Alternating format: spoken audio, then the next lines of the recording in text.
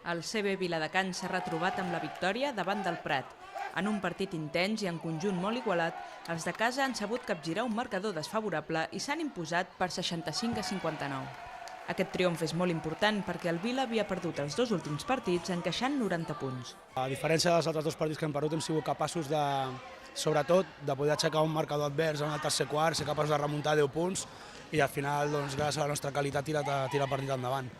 El primer quart ha acabat amb el Vila per davant en el marcador, però el Prat ha aconseguit canviar les tornes abans del descans. Tota la segona meitat del partit ha estat una estira i arronsa, sobretot en defensa. És en aquest aspecte que el Viladecans ha de guanyar intensitat. Nosaltres en defensa hem de seguir ser constants, hem de seguir treballant aquest factor perquè és el que a nosaltres jo crec que ens dona el ritme davant a l'hora d'atacar i la confiança.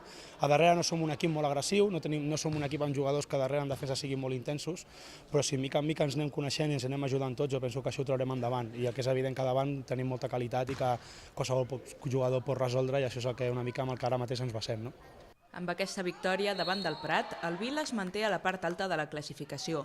La setmana vinent l'equip s'enfronta al Tàrrega, un dels equips coers del grup 1 de la Copa Catalunya.